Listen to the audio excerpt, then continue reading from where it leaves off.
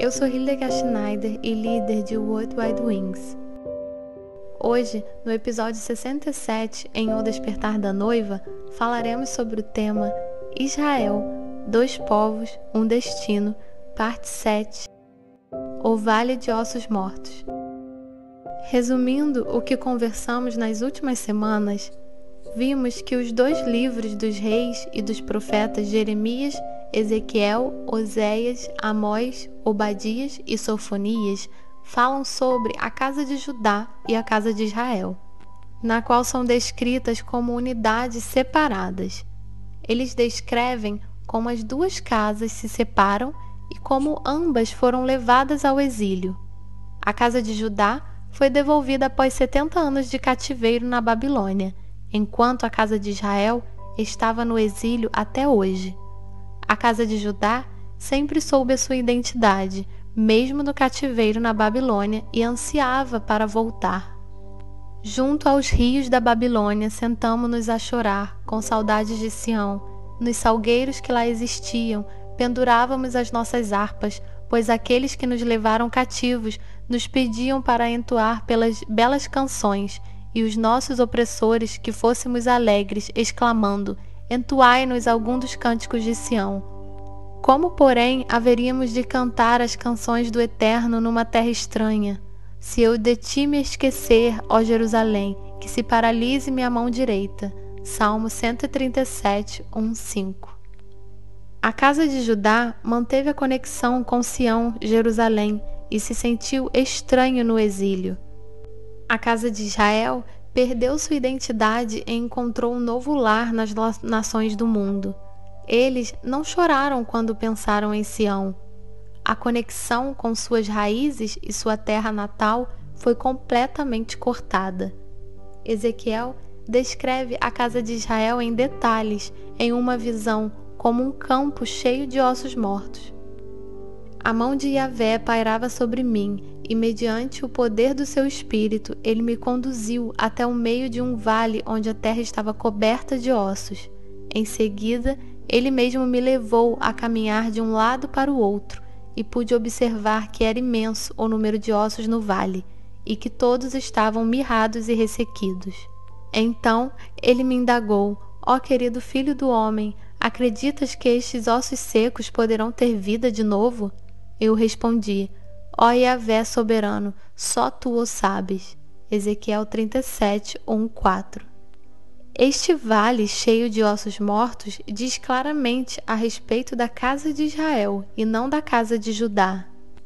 Então o Eterno me revelou: ó filho do homem, eis que estes ossos representam toda a casa de Israel, porquanto eles costumam murmurar: nossos ossos secaram e a nossa esperança mirrou, estamos aniquilados. Ezequiel 37, 11.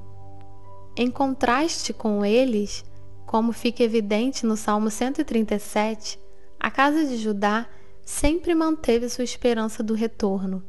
As 10 tribos perdidas perderam sua identidade ao longo dos milênios no exílio.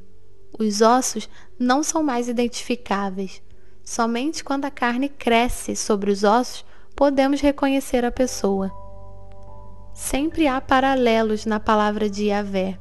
Assim como os ossos mortos de José foram trazidos de volta para a terra de Israel, os ossos mortos das 10 tribos perdidas serão trazidos de volta para a terra de Israel. Contudo, profetiza e prega-lhes: assim diz Yahvé, o eterno e soberano Elohim: ó meu amado povo, eis que abrirei as vossas sepulturas. Eu mesmo vos farei sair dos vossos túmulos e vos conduzirei de volta à terra de Israel. Ezequiel 37, 12. Yahvé se refere ao exílio das 10 tribos perdidas nas nações como túmulos. Seu plano é tirar os ossos mortos das sepulturas, ou seja, das nações, e trazê-los de volta para a terra de Israel.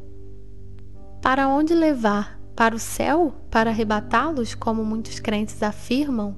Não, está escrito que ele os trará, e os trará de volta à terra de Israel. Isso é muito importante durante o processo de abertura dos túmulos, ou seja, quando eles forem devolvidos à terra de Israel, as 10 tribos aprenderão que Ele é seu Elohim. E no dia em que eu vos libertar do vosso lugar de morte e vos fizer sair, compreendereis que eu sou Yahvé Elohim, ó povo meu. Ezequiel 37, 13. Na verdade, apenas Yahvé pode fazer isso. Somente Yahvé pode garantir que milhões de membros das 10 tribos sejam devolvidos à terra de Israel sem conversão, sem passaporte e sem um controle de segurança no aeroporto Ben Gurion. Até então, continuará a haver 2 casas distintas, a casa de Judá e a casa de Israel. E derramarei dentro de cada um de vós o meu espírito, e vivereis, e eu os estabelecerei na vossa própria terra. Então reconhecereis que eu, Yahvé Elohim, prometi e cumpri tudo quanto disse. Palavra do Eterno. Ezequiel 37, 14. Yahvé pede ao profeta Ezequiel para realizar um ato profético.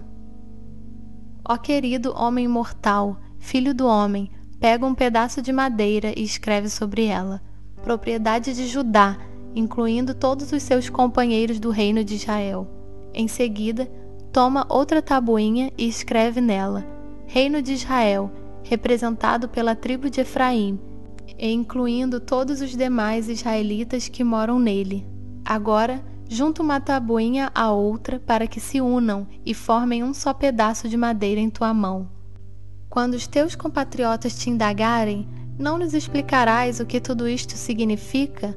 Tu lhes esclarecerás. Assim declara Yahvé, o eterno Elohim: eis que tomarei a madeira de José, que representa sua vara de liderança, que esteve na mão de Efraim, pertencente a José e às demais tribos israelitas, suas companheiras, e vos juntá-las à vara de Judá. Assim farei delas um único pedaço de madeira, e elas se tornarão um só reino na minha mão. Ezequiel 37, 16, 19. Até então, Yahvé fala de 2 casas separadas. A casa de Israel são as 10 tribos sob a liderança de Efraim, o filho de José, razão pela qual Yahvé fala aqui do bosque de José. Yahvé instrui Ezequiel: segura firme e diante dos olhos do povo os 2 pedaços de madeira sobre os quais escrevestes e prega-lhes. Assim diz o soberano Yahvé: tirarei os israelitas dentre as nações para onde foram expatriados e os reunirei de todas as partes e os assentarei na sua própria terra. Eu mesmo os construirei uma só nação sobre a terra, nos montes de Israel. Haverá um único rei sobre todo o meu povo, e nunca mais serão 2 nações, tampouco estarão divididos em 2 reinos. Ezequiel 37, 20 e 22. Depois que Yahvé profetizou por meio de Ezequiel que haverá um povo, ele diz: não se contaminarão mais mediante sua idolatria e suas imagens de ídolos repugnantes, nem com nenhum de seus pecados e práticas abomináveis, pois eu os livrarei de todas as maneiras pelas quais apostataram da verdade, e sendo infiéis me traíram. Eu mesmo os purificarei, e assim eles serão o meu povo, e eu serei o seu Elohim. Ezequiel 37, 23. Quem Yahvé está purificando aqui? O único povo, a casa de Judá e a casa de Israel. Ambas as casas? Em verdade, todos nós, tal como ovelhas perdidas, andamos errantes, cada ser humano tomou seu próprio caminho, e Yahvé fez cair sobre ele a iniquidade de todos nós. Isaías 53, 6. Ambas as casas, as 2 casas, embora não todos, têm seus ídolos e atrocidades e de seus pecados. E o que é pecado? O pecado é violar a Torá de Yahvé. A Bíblia define o pecado da seguinte forma: toda pessoa que vive costumeiramente pecando também vive em rebeldia contra a lei, Torá, pois o pecado é a transgressão da lei, Torá. 1 João 3, 4. E outra passagem da Bíblia: toda injustiça é pecado. 1 João 5, 17. Ninguém é melhor que o outro. Nós, ambas as casas, estamos todos sob o pecado. qual a conclusão? Estamos nós em posição de vantagem? Não. Já demonstramos que tanto judeus quanto gentios estão todos subjugados pelo pecado. Como está escrito, não há nenhum justo, nem ao menos um. Romanos 3, 9 e 10. E como nossos pecados são perdoados? Sem Yeshua, as consequências do pecado é a morte. A Bíblia também diz: porque o salário do pecado é a morte, mas o dom gratuito de Yahvé é a vida eterna em Yeshua HaMashiach. Romanos 6, 23. Os tribunais estão começando a surgir por todo o mundo. Um holocausto está ocorrendo no Oriente Médio. Cristãos estão sendo mortos, e não apenas lá. A próxima guerra está se aproximando no Oriente Médio. O Elohim de nossos antepassados está sendo banido cada vez mais dos Estados Unidos e Europa. E o que resta é um sistema econômico no qual os muçulmanos estão abrindo caminho através de suas leis. Novas áreas econômicas são criadas através da fusão de diferentes países. Um exemplo é o Acordo de Livre Comércio NAFTA que foi criado. É a maior área de livre comércio do mundo e, como resultado, milhões de pessoas no Canadá, Estados Unidos e México perderam seus empregos ou tiveram que aceitar cortes de salários. Os estados perderam claramente o poder. Apenas as grandes corporações transnacionais foram beneficiadas. O NAFTA, com 500 milhão de pessoas, agora enfrenta a Europa com 230 milhões. Com o afluxo de refugiados e a adição da Turquia, esse número deve crescer para 600 milhões. Vemos grandes mudanças ocorrendo em todas as áreas. A Síria, um país que não fez as pazes com Israel, está sendo despovoada. E para onde irão os cristãos perseguidos no Ocidente e nos Estados Unidos? Para casa em Israel. Yahvé inicia essas mega mudanças para que seu povo possa retornar. Outra mudança está pendente. A terra do Egito se tornará apenas um monte de entulho sobre o deserto, e assim ficarão sabendo que eu sou Yahvé Elohim, porquanto proclamaste: o Nilo é meu, eu o construí. Eis que estou contra ti, e indisponho-me também contra todos os teus regatos, e deixarei todo o Egito sob desgraça, uma terra arrasada, deserta e absolutamente solitária, desde Migdol até Sevene, chegando até a fronteira de Etiópia. Ezequiel 29, 9 e 10. Assuã de hoje remonta ao antigo Egito, Suan. Este se tornou o nome grego antigo, Siene, sob o domínio romano, o latim Siene. E o que está em Assuã? Assuã está localizada no lado sudeste de uma curva do rio Nilo, cerca de 13 quilômetros ao norte do grande lago Nasser, de 5.250 km².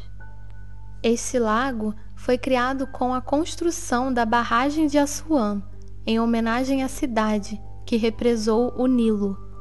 Será que acontecerá alguma coisa com essa estrutura, com a barragem, para que milhões de egípcios também tenham que vagar? Yahvé preparará o grande Israel para o retorno das 10 tribos perdidas. Haverá espaço suficiente para todos. E a casa de Judá? Veremos o processo de transformação da casa de Judá no próximo episódio. Sejam todos ricamente abençoados.